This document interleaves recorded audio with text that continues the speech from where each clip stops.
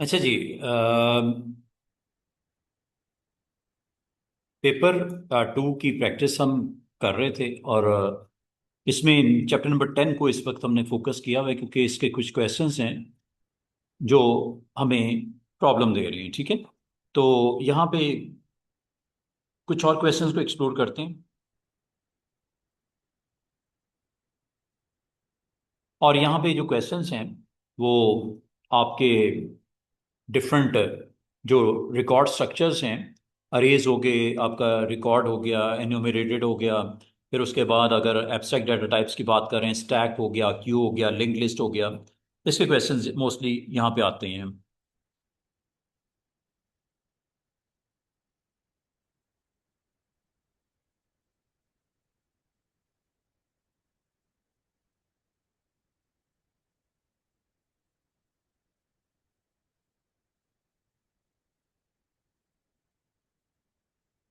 और ये आपको प्रोसीजर राइटिंग भी आ जाती है।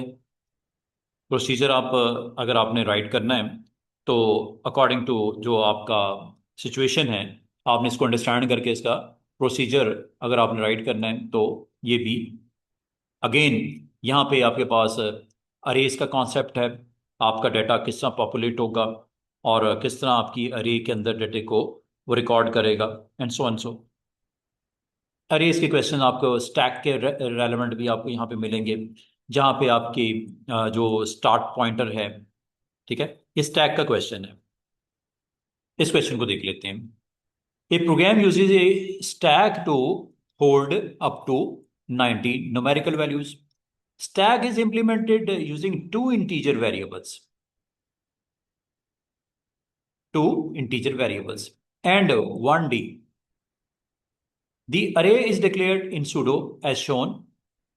डिक्लेरेशन अरे की कैसे होती है, ये सिंटेक्स है इसका। Declare stack, this stack is a name.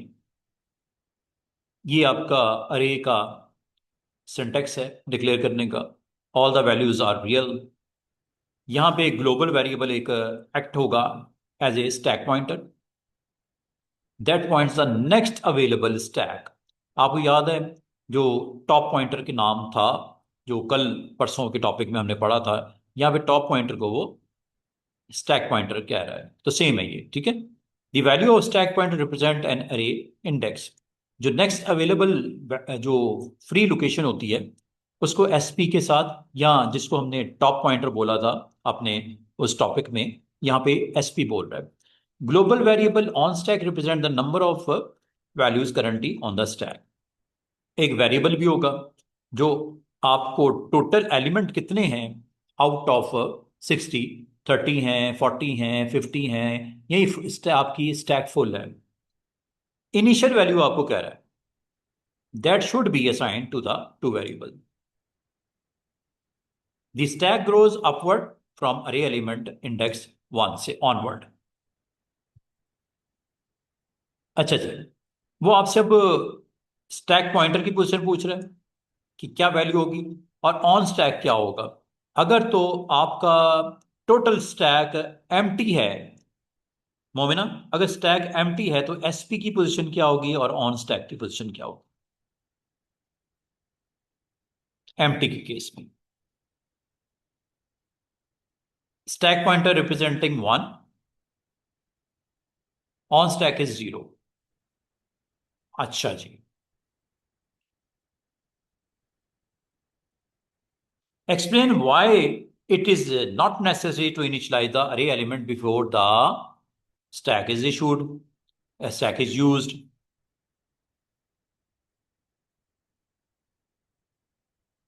Why it is not necessary to initialize the array element before the stack is used?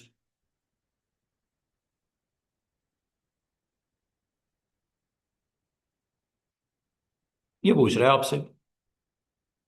Explain वो कह रहा है करो। इसकी एक्सप्लेनेशन क्या है? फिर 2 नंबर क्या है वैसे ही। फिर आपको पता क्या कह रहा है, a function to add a value, the function will return a value to indicate whether the operation was successful और नॉट। हाँ, वैल्यूज आर नॉट यूज। अच्छा, वैसे ये फिलिंग द ब्लैंक्स वाला, ये आपने अगर पॉप एंड पुश का फंक्शन मेरे साथ अंडरस्टैंड किया था, जो वैल्यू कैरी करेगा, all the values are real, ये बूलियन आपको रिटर्न करेगा अगर ये पुश कर देता है, मतलब उस वैल्यूज को स्टोर कर देता है। अगर ये वैल्यू स्टोर नहीं हुई, वजह क्या हो सकती है? Stack is full, that's why ये फंक्शन रिटर्न करेगा फॉल्स। इसका मतलब अगर तो स्टोर हो गई तो ये रिटर्न करेगा ट्रू, अगर ये स्टोर ना कर सका ये फंक्शन जो आ रहा है उसके साथ पैरामीटर के तौर पे, अब यहां पे सबसे पहले डिक्लेरेशन कर दी गई एज ए बुलियन। पहला चेक क्या होगा जो कि रिटर्न आपको ट्रू या फॉल्स करेगा? क्या चेक होता है? सबसे पहले मैंने याद होगा कि कल मैंने या परसों मैंने आपको पुश का करवाया था। तो पुश का मतलब होता है स्टोर करना, ऐड करना। लेकिन पुश करने से पहले क्या चीज आप वैलिडेट करते हो, चेक करते हो? If stack is full then it will return yes,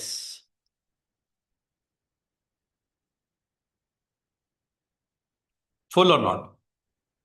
तो लेकिन यहां पे स्टेटस किसका चेक करना है इफ में?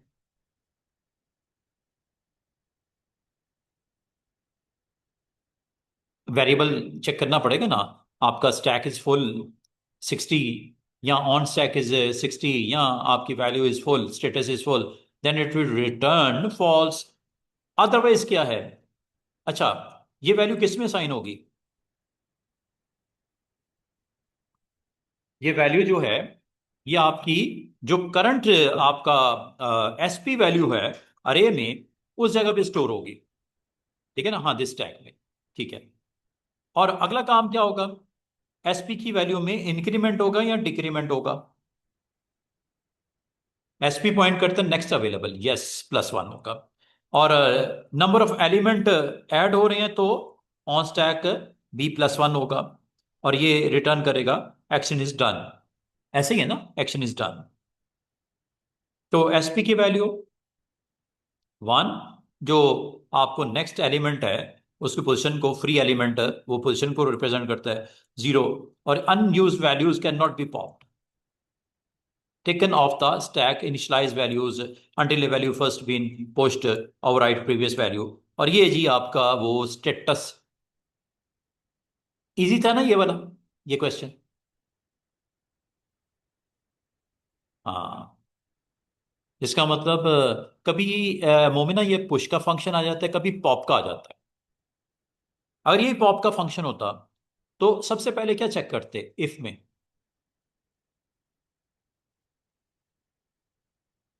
किसको चेक करते? एसपी की वैल्यू को। एसपी की वैल्यू अगर >1 है, it means that there is a element which you need to remove. तो ये और बाकी एसपी में यहाँ पे -1 होता, ऑन स्टॉक भी -1 होता, और ये जो डेटा होता ये उल्टा कर देते, ये आपका जो करंट वैल्यू है वो इसमें चली जाती। ठीक है ना? जो आपका यहाँ पे पॉप करने के लिए आपने डेटा आइटम दिया है। इस तरह के क्वेश्चन आ सकते हैं। और कुछ क्वेश्चंस और देख लेते हैं इससे रेलेवेंट।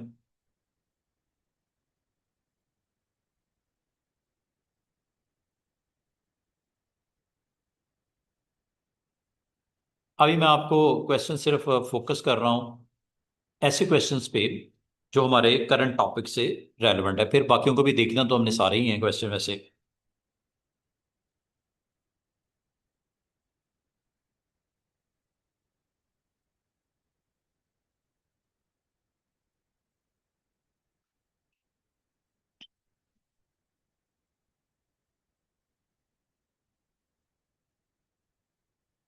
ये लो, एक और क्वेश्चन देखो। The program processes data using a stack. The data is copied to a text file before the program ends. The following diagram shows the current state of stack. The operation of this stack can be summarized like this. The top of stack pointer points the last element added to stack. The bottom of stack points the first item on the stack. ये वही है जी, आपका top pointer और base pointer. ठीक है, नाम उन्होंने change कर दिया। The stack grows upward. Okay, this is a memory location where the value are reside.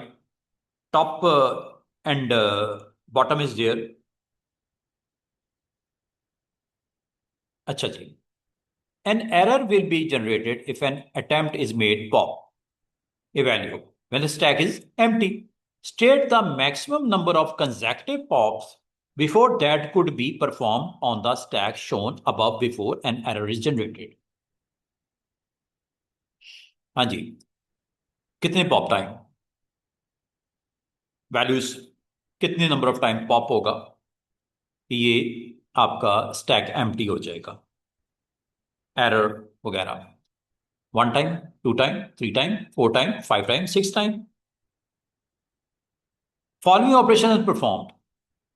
Pop and store values in variable data 1. Pop and store value in a variable data 2. Push value triple A, push value triple B, pop and discard value, pop and store value in a variable data. Complete the diagram to show the state of stack and the variable after the given operation have been completed. ये जी stack, pointer, data, variable 1, 2 and values are there. 4 number का question है। ठीक है, अब यहां पे क्या होगा जी, डेटा 1 एंड डेटा 2 और क्या वैल्यूज हैं यहाँ पे, इसका कोई आइडिया है? क्वेश्चन को मोमिना पिक कर रहे हो कि क्या कहा है उसने, या इसको मैं एक्सप्लेन करूं?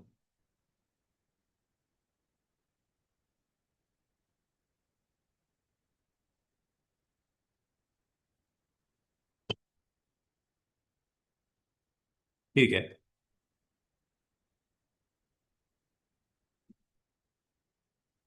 Pop and store values in variable data 1।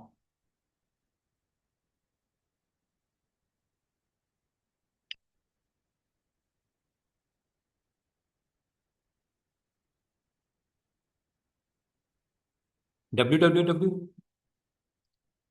pop and store value in variable data 2 y push value triple A store हुई, ये दोनों पॉप हुई, एक उधर चली गई, एक उधर चली गई। फिर पुश हुई ट्रिपल ए और उसके ऊपर ट्रिपल बी। फिर इसका मतलब P P P N N N Z Z Z X X X के ऊपर क्या आ जाएगा, ए बी बी बी। फिर एक वैल्यू फिर पॉप हुई, डिस्कार्ड हो गई, फिर पॉप हुई और उसको डेटा 2 के ऊपर जाके स्टोर कर दिया। क्या स्टेटस होगा इस पूरी स्टैक में और वेरिएबल डेटा 1 एंड डेटा 2 में, ये वो पूछ रहा है। ये लो, क्या समझ आई है क्या हुआ? क्या समझ आई है क्या हुआ? एग्जैक्टली exactly समझ आई है, 5 नंबर हैं इसके। इंटरेस्टिंग क्वेश्चन था। जो आपको स्टैक दिया गया था उसमें आपको पॉप करके स्टोर किया गया था, एक डेटा 1 में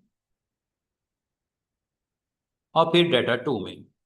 डेटा 2 को बाद में पॉप करके चेंज कर दिया गया। ठीक है, डब्ल्यू चेंज नहीं हुआ क्योंकि according to given instruction you need to perform action.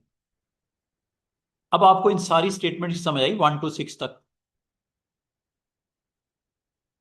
आखिर में ट्रिपल ए कैसे डेटा 2 में गया एंड पे, क्योंकि वो आपका लास्ट एलिमेंट था जो पुश हुआ था, तो वही पॉप होके फिर डेटा 2 में चला गया।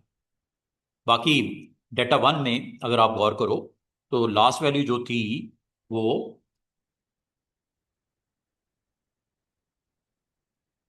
ये थी, यही रही। हालांकि डेटा 2 में ये गई थी, लेकिन पिछली वैल्यू के साथ वो ओवरराइट होगी न्यू वैल्यू जो कि ट्रिपल ए आई थी। क्लियर है? बिल्कुल।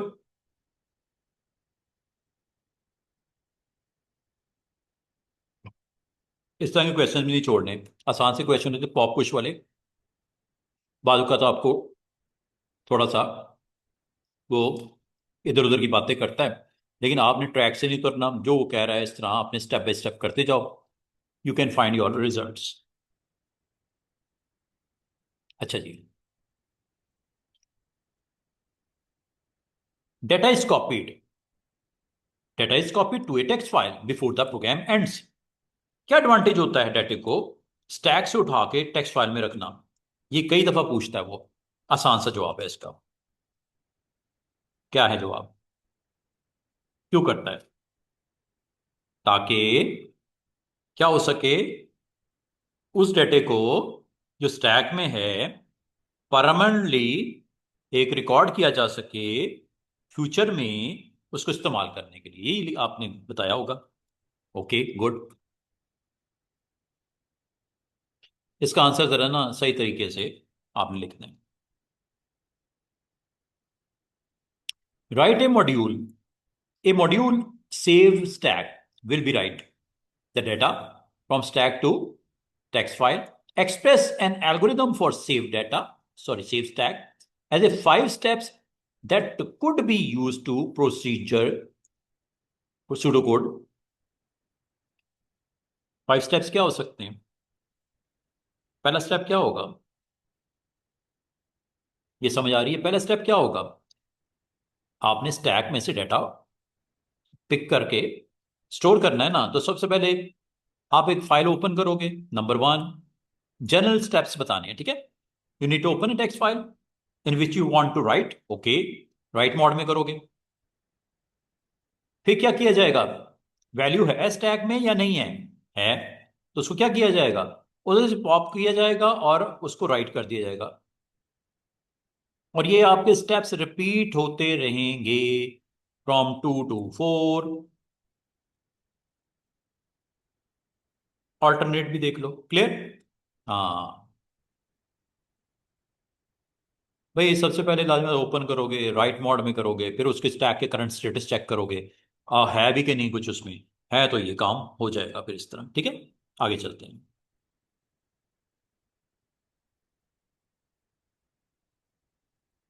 तो हम ये स्टैक से रेलेवेंट क्वेश्चंस कर रहे हैं, फिर क्यू के क्वेश्चंस हैं वो देख लेते हैं।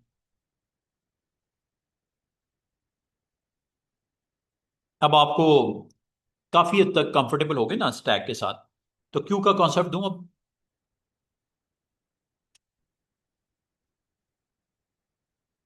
ये लिंक लिस्ट वाला आ गया। लिंक लिस्ट के भी क्वेश्चन आते हैं।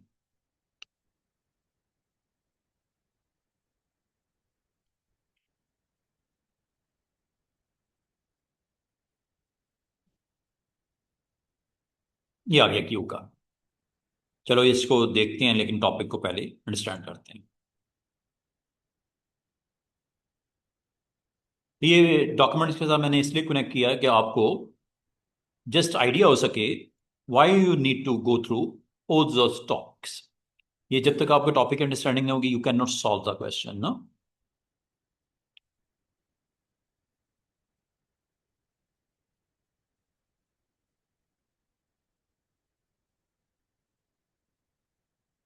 सेकंड कॉन्सेप्ट है क्यू का। क्यू के बारे में आपको ये बताऊं, इसमें भी आपके वही ऑपरेशन जो उसमें किए थे, एंटर क्यू, डिलीट क्यू, नाम चेंज हो जाएगा। उसमें पुश एंड पॉप बोलते हैं क्यू में। इसमें भी 2 पॉइंटर्स होते हैं। इसमें आपने देखा top pointer and base pointer होता है।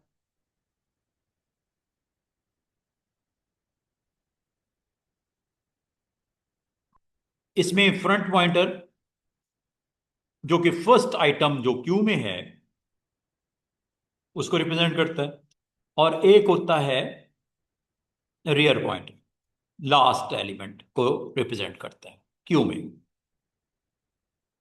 और जब ये दोनों इक्वल होंगी, दोनों पॉइंटर अगर इक्वल होंगे, जिस तरह आपको याद होगा कल मैंने बोला था कि top pointer and base pointer equal होने का मतलब just you have one item remaining. ऐसा ही है ना? इसमें भी ऐसा ही है। Rear pointer and front pointer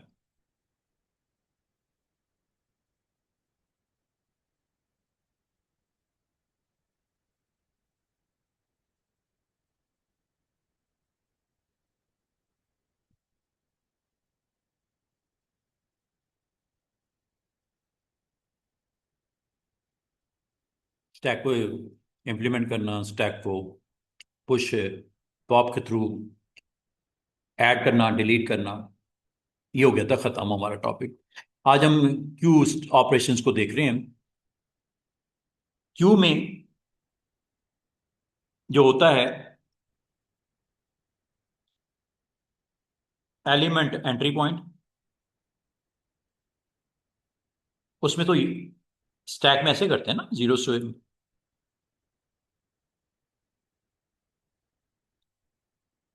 इसमें थोड़ा इस तरह करते हैं। पहला एलिमेंट जो क्यू में आया 27, फिर दूसरा, फिर तीसरा। इसमें याद रखना जो फ्रंट पॉइंटर है उसमें बेस पॉइंटर चेंज नहीं होता, इसमें दोनों होते हैं। फ्रंट पॉइंटर भी चेंज होगा, जैसे ये एलिमेंट यहां से डिलीट होगा, ये इसको पॉइंट कर देगा, फिर ये डिलीट होगा, ये इसको पॉइंट कर देगा। और जब ये एक ही को पॉइंट कर रहे हो, front end rear, it mean it is a last element, just one element.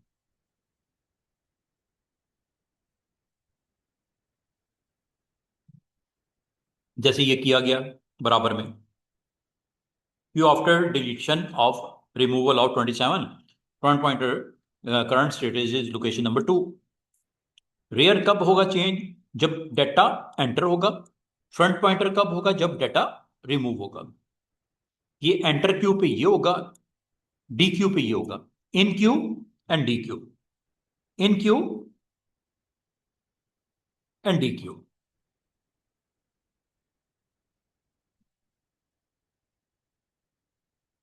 A queue can be implemented using an array, और इसमें भी दो पॉइंटर्स होते हैं। अरे जो होता है वो फाइनाइट सेट होता है। अरे आमतौर पे कहा जाता है फिक्स साइज का होता है, 10 एलिमेंट हैं, 15 हैं, 20 हैं।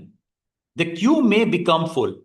क्यू भी स्टैक की बेस को ही यूज करते हुए, लेकिन इसमें एक एडवांटेज है। ये क्यू जो होता है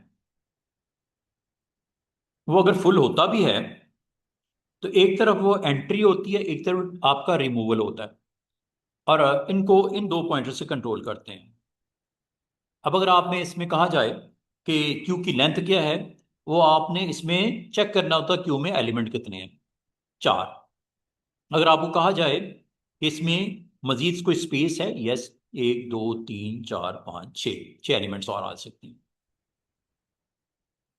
जब ये दोनों एक ही को पॉइंट करें तो एक ही होगा एलिमेंट। जब ये अलग अलग पोजिशन पे हों तो लाजिम बात है, इट डिपेंड्स ऑन क्यू की लेंथ, तो कितने एलिमेंट आपके टोटल 10 में मौजूद हैं। और एक चीज याद रखना, ये सर्कुलर सर्कुलर वे में, ये सर्कुलर क्यू वाइज मैनेजमेंट होती है। सर्कुलर क्यू का मतलब कि जब एलिमेंट आएगा तो रियर पॉइंटर की वैल्यू चेंज होगी, ठीक है, और जब एलिमेंट रिमूव होगा तो फ्रंट पॉइंटर की वैल्यू चेंज होगी, जो जो चलता जाएगा। और अगर मैं आपको कहूं कि ये भी रिमूव हो गया तो फ्रंट पॉइंटर अब इधर आ जाएगा, लाइक दिस। क्यू की लेंथ पहले 4 थी, अब 3 हो गई, ठीक है। इस तरह याद रखना, ये जब जब आप एंटर क्यू को कॉल करते हो तो रियर पॉइंटर की चेंज होगी वैल्यू, और जब आप डिलीट क्यू को आप कॉल करते हो तो फ्रंट पॉइंटर की वैल्यू चेंज होती है। इसका मतलब ये स्टैक की तरह नहीं कि base pointer remain same, top pointer आपका प्लस होगा 1 आपका जब पुश होता है, और पॉप होने पे -1 होता है। यहां तक क्लियर हुआ Momina? Front pointer rear pointer की स्टोरी समझ आई है? क्यू लेंथ की समझ आई है? अच्छा, आगे। ये जी इसका अपर बाउंड, लोअर बाउंड, ये क्यू की इम्प्लीमेंटेशन है। जिस तरह आपको सेटअप किया था ना इसका स्टैक का, तो क्यू का भी सेटअप इस तरह होता है ये नंबर ऑफ एलिमेंट आपको दिखाता है क्यू के। ये डेटा टाइप हो गई। इसमें दो पॉइंटर्स आपके इंपॉर्टेंट हो जाते हैं, एक रेयर पॉइंटर, एक फ्रंट पॉइंटर। ये एंटर क्यू के ऊपर रेयर पॉइंटर की वैल्यू चेंज होगी, मतलब +1 होगी। और डी क्यू पे या डिलीट क्यू पे आइटम जब निकलता है तो फ्रंट पॉइंटर की वैल्यू चेंज होती है।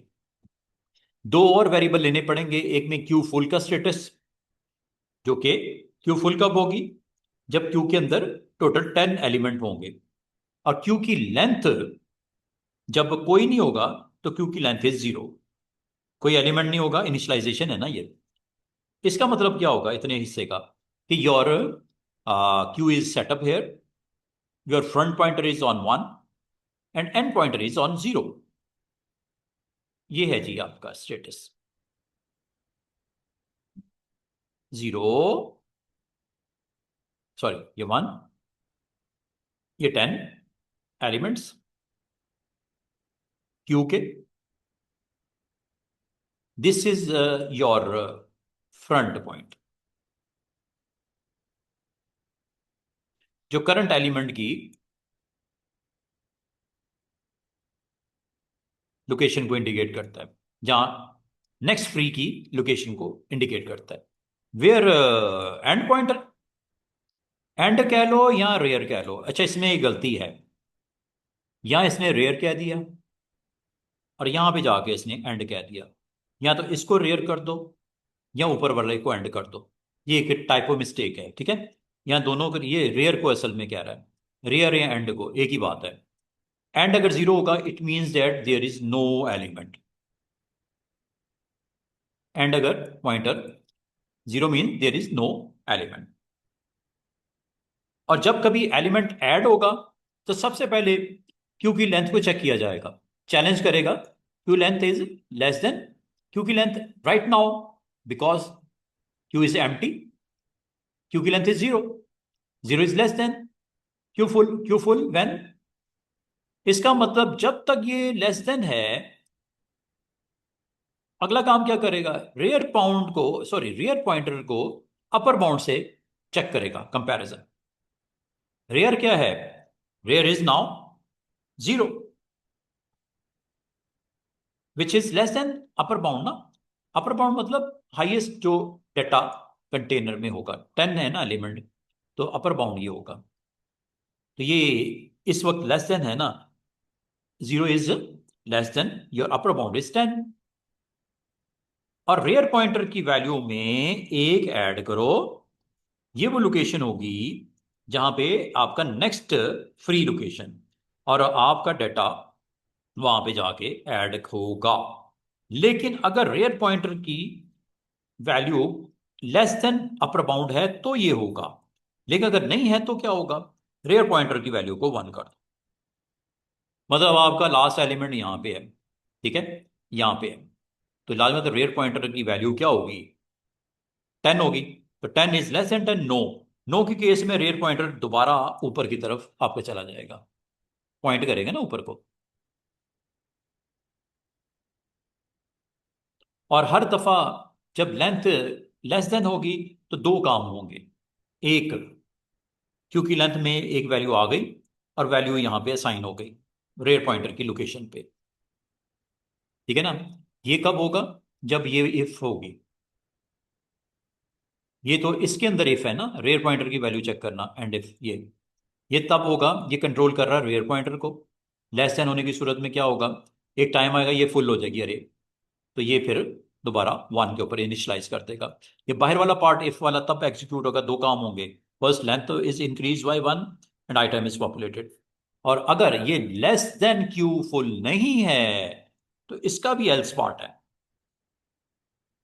भाई क्यू की लेंथ आपकी 10 हो गई, क्यू फुल भी 10 है, तो लेस देन थोड़ी हुई। इसका मतलब है क्यू की लेंथ 10 को टच कर रही है, टोटल 10 एलिमेंट्स हैं, तो ये तो क्यू फुल स्टेटस बता रहा है। क्यू फुल स्टेटस के ऊपर क्या आना चाहिए, proper message, Q is full, cannot enter Q. यहां तक है जी आज का काम।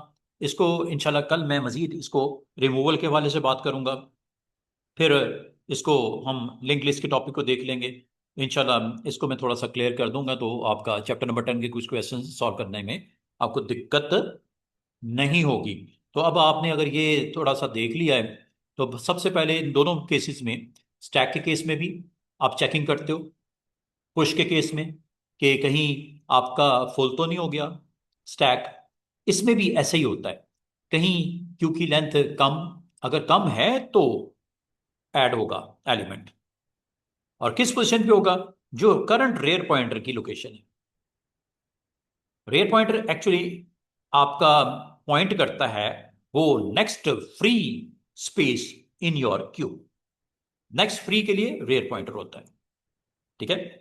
और अगर ये ऐसा नहीं है, लेस देन नहीं है, तो it will obviously display this message, you can not enter another value in A Q because your queue is full. Clear है? यहां तक समझ आई है?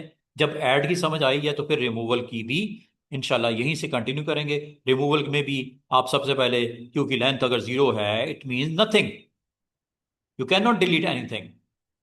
और अगर ये नहीं है तो एल्स में देखो, आपका फ्रंट पॉइंटर में जो वैल्यू है वो मूव कर दी गई, और अगर ये वैल्यू आपस में बराबर होगी तो ये फ्रंट पॉइंटर की वैल्यू को इनिशियलाइज करेगा, और अगर नहीं होगी तो +1 कर दो, ताकि नेक्स्ट वैल्यू को जिसको डिलीट करना है वो यहाँ पे नॉमिनेट कर दी जाए।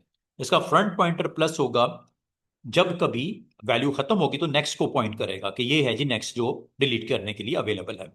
और फ्रंट पॉइंटर की मूवमेंट होती है डिलीट क्यू में, और एंटर क्यू में रेयर पॉइंटर की मूवमेंट होती है।